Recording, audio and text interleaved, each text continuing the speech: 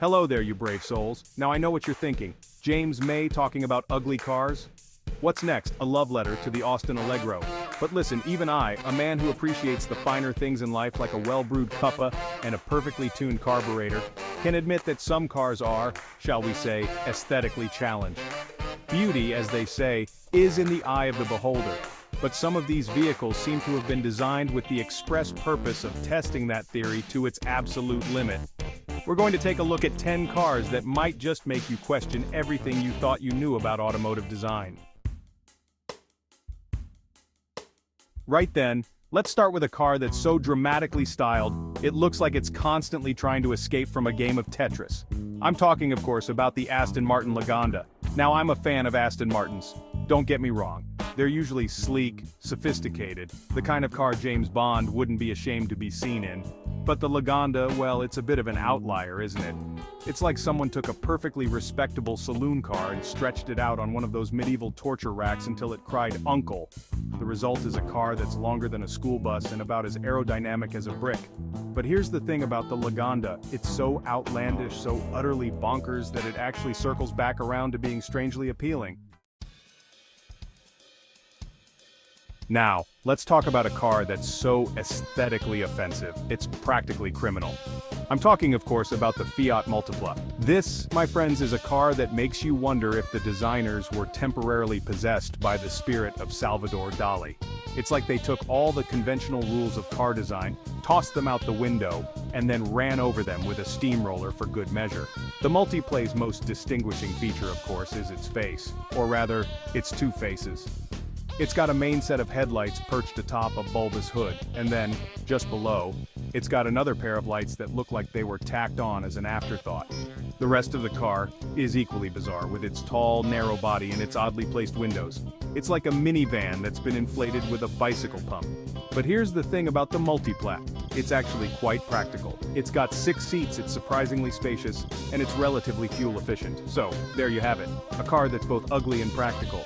It's a bit like that friend we all have who's got a heart of gold but dresses like a colorblind clown. Moving on to a car that's so square, it makes a Rubik's Cube look like a work of abstract art. I'm talking, of course, about the Nissan Cube. Now, I understand that there's a certain market for boxy cars. They're practical, they're spacious, and they're generally quite affordable. But the Cube takes boxiness to a whole new level. It's like they took the blueprints for a cardboard box, scaled them up a bit and said, right, let's build a car. The Cube's most egregious design flaw, in my opinion, is its asymmetrical rear window. It's got this weird kink in it, like someone sat on it when it was still hot. And don't even get me started on that wraparound rear window that extends onto the side.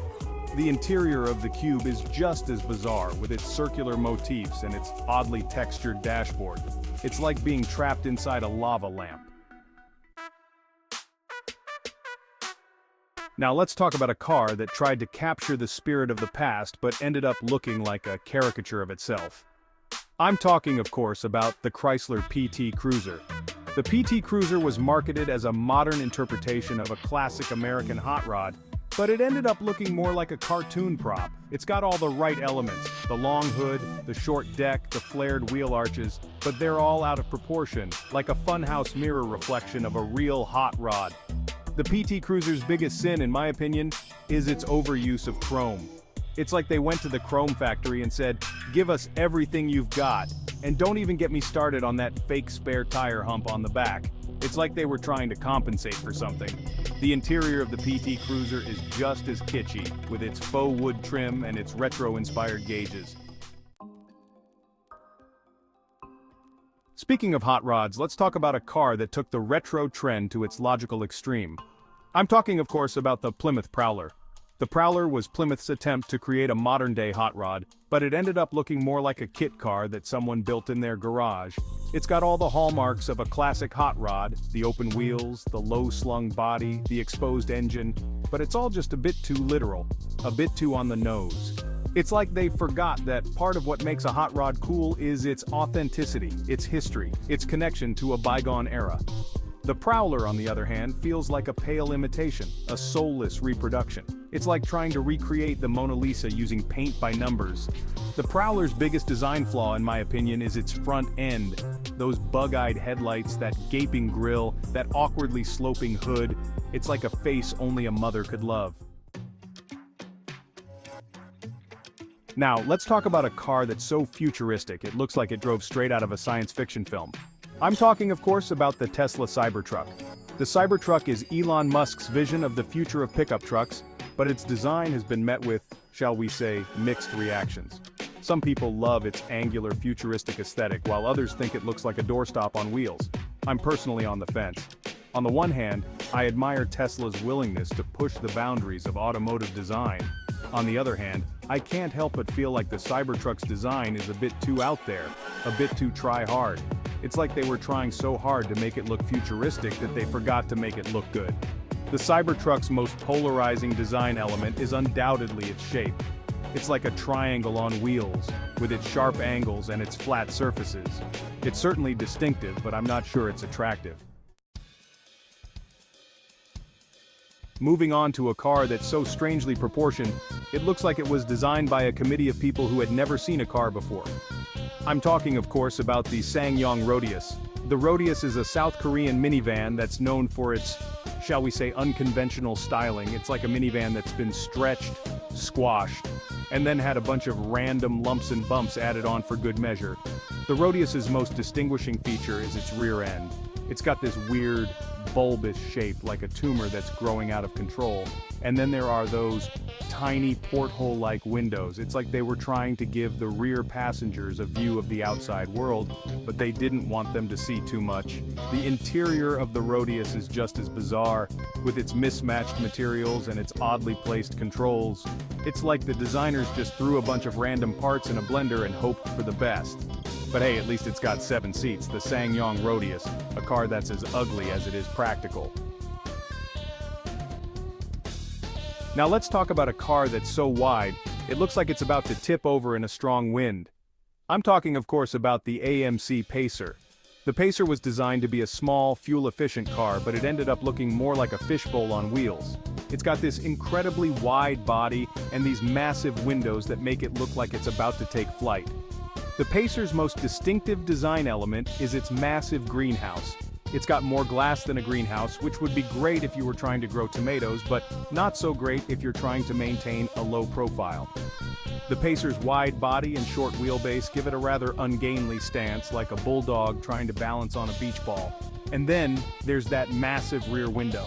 It's like they took the windshield from a bus and stuck it on the back of a compact car. The interior of the Pacer is surprisingly spacious thanks to its wide body and tall roofline.